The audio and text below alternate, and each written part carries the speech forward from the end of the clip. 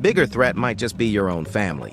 This guy right here won $20 million, and he used it wisely, starting up a successful gourmet popcorn shop and helping out his loved ones. 9 years later, he was murdered by his sister-in-law. If you don't keep your family in check, you might end up getting killed or even worse, divorced. So here's the plan. You decide right now the exact amount you want to. Dedicate for family and make a trust for it. Once you fund this trust with a portion of your winnings, Jason will take it over. So when your family members come begging, you could just tell them you're not in charge of the money. Let Jason be the bad guy. After a few weeks of preparation and sleepless nights, it's finally time for you to claim your ticket. But here is where a lot of people mess up. The lottery press conference is where you'll be presented with the world's largest stimulus check in front of a horde of reporters who are snapping and publishing nice, clean photos of your face right next to the reward for killing you. It's going to be an exciting event. I mean, look how happy this guy is. He just won $1 million.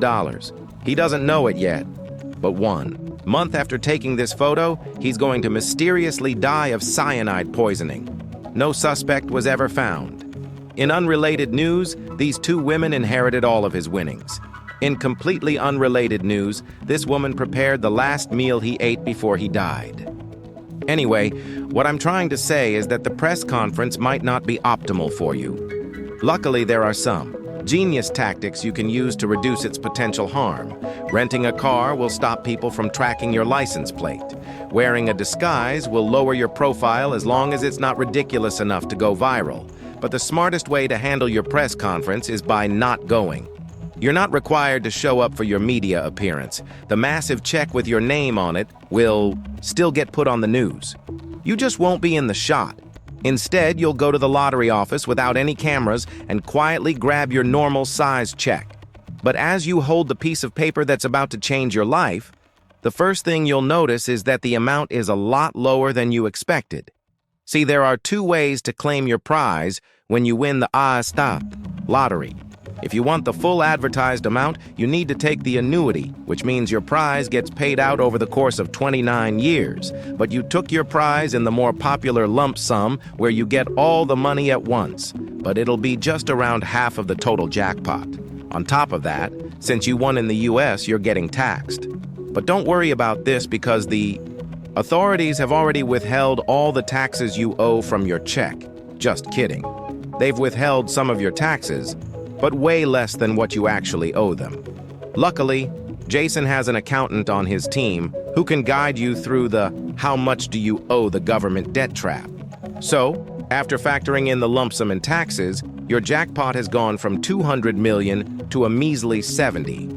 I guess it'll have to do. But before you even cash your check, your phone starts blowing up. All of the friends and family that have your phone number are asking if you're the mysterious winner.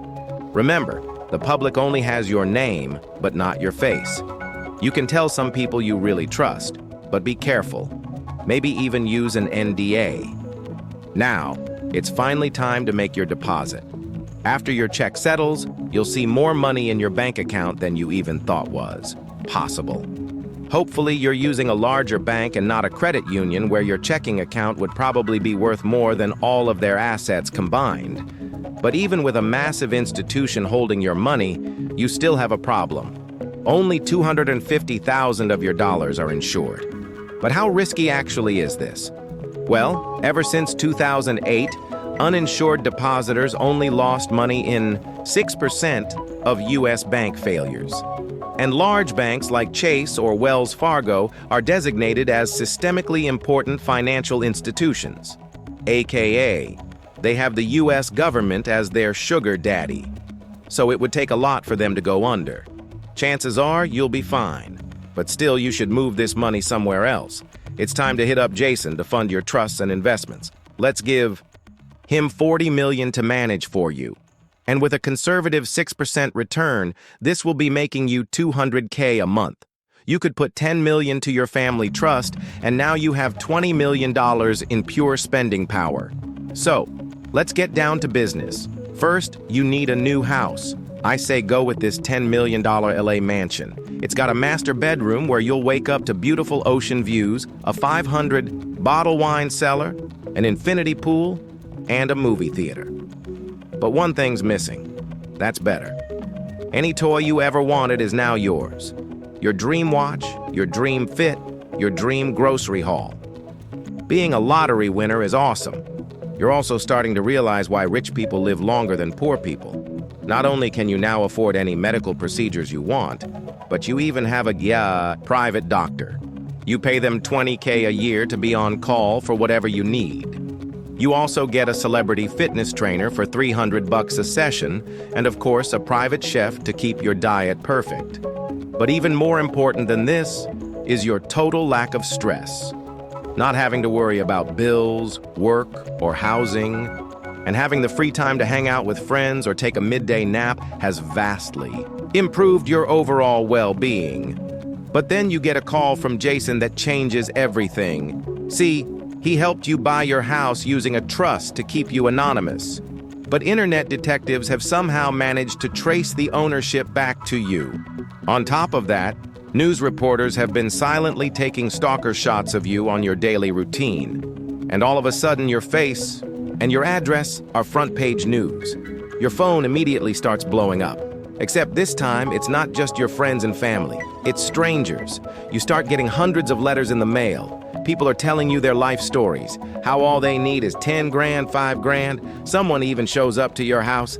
I think it's time for you to hire some bodyguards before things start getting worse. And by worse, I mean you might get killed. It's kind of a rite of passage for lottery winners. This guy won 30 mil, then got buried in his business partner's backyard. He won the Brazilian lottery, then got kidnapped while on a walk. His house got broken into and he was shot to death in front of his kids. But you have one advantage over all these unlucky winners: your location. Most of these tragic fates happened in not-so-great neighborhoods. You, on the other hand, are in a $10 million LA mansion surrounded by people who are familiar with money. Hopefully, this will protect you from any real danger and allow you to peacefully live the high life. But what your mansion can't hide you from are your relationships. Friends are going to come out of the woodwork. Family that they never knew they had. Everyone's going to be asking for handouts. Friends, I lost just about all my friends from New York. When you win, everybody, thinks they won too. You have to manage to say no to these people. It's going to make you feel guilty. But the truth is, if you gave everyone money that asked for it, you wouldn't have anything left. Your mansion's upkeep cost you $50K a month. Maintenance for your car is an average yearly salary. Your private chef, your trainer, your doctor, your bodyguards, a Rowan, Equinox, rich person, parties, woman. Across everything, your monthly expenses are clearing 6 figures. But even worse than the broke people begging you for money are the rich people begging you for money. They call themselves financial advisors. They try to hypnotize you with confusing financial linguistics until you've signed away 1% of your portfolio for the privilege of underperforming the market. Don't listen to them. Certainly don't listen to people pitching you their genius business ideas. All of these opportunists are starting to make you feel like a walking ATM. When you win the lottery, people won't respect you like they do other rich people because you didn't really earn your money. You just experienced a statistical glitch. This is where you begin to have a bit of an identity crisis. All you are and all you're known as is the guy that got lucky. When you meet new people, often people will say, "Well, what do you do?" Especially my circle of people, most people were working or trying to put themselves through college, and "Oh, I just won the lottery and I just sit around." That's not something that I wanted to say. One day, as you're contemplating the meaning of life, a mysterious man walks up to you, and he's here to inform you that you're being sued. A random guy you've never seen in your life is claiming that he bought your ticket, and he's coming for all of your winnings. He's going to pay for I'm the winner. God took me to that gas station.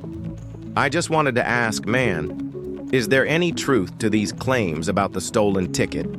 Luckily, you're going to be fine because you have legal protection from our boy, Jason. Jason, A New York attorney known as the Lottery Lawyer is now charged with extorting lottery winners in a $17 million scheme. Jason helped a lot. He was the first guy I called. We're going to have a lot of fun with this. Jason Kurland, along with 3 others now facing charges ranging from wire fraud to money laundering. Well, in hindsight, giving this guy access to our finances was a pretty stupid decision and totally stole around $10 million from you. He's obviously going to prison, but that's money you're not getting back. But hey, at least you have a mansion to cry in. 30,000 people have been ordered to evacuate their homes because of a wildfire tearing through wealthy suburbs of Los Angeles. Among the thousands of people in Southern California who have lost homes in the wildfires is the winner of the biggest lottery jackpot in history. Just when you think things can't get any worse, you suffer the same fate as $2 billion Powerball winner Edwin Castro. And for some reason, a large amount of lottery winners. Your multi-million-dollar house burns to the ground. It seems like your luck has run out. You're getting sued. You've been robbed of millions. And your home is gone. Your misfortune is, of course, front-page news. Everyone loves a good downfall. And you've become just another lottery failure. Or have you? Some sources claim that 70% of lottery winners go bankrupt. Others say that it's 1 in 3. Which is it? The correct answer is neither. Both of those statistics have been completely debunked. Winning the lottery tends to get painted as a curse, but in reality, it turns out that stumbling into millions of dollars is actually pretty great. Real studies have shown that lottery winners are healthier and live longer. They have a lower chance of being overweight. They have higher long-term life satisfaction. They don't get socially isolated. Instead, they spend more time with friends. One study found that in a 5-year time span, only 1.5% of observed lottery winners went bankrupt. And these were even based on smaller wins. You're actually at a higher risk of bankruptcy if your neighbor wins the lottery. Most lottery winners don't get assassinated. Most lottery winners don't go broke. Most lottery winners get freedom, health, and happiness. So, when you win the lottery, here are the final steps you need to take. Fire Jason Kurland. Cash that home insurance check. Win your lawsuit. Move somewhere far away. And relax because you were never. Most lottery winners aren't, but maybe it just makes us feel better if we think they are. Did you enjoy the content? If you've made it this far, you're someone special who cares about success and smart living. Don't forget to support us with a like on the video and subscribe to the channel so you don't miss any of the upcoming episodes that could change your life. Turn on the notification bell so you never miss a thing. Share your thoughts in the comments. We love hearing from you and we always reply. Your question might even be the topic of our next video. Remember, your simple interaction is the fuel that keeps us going and helps us bring you the best content.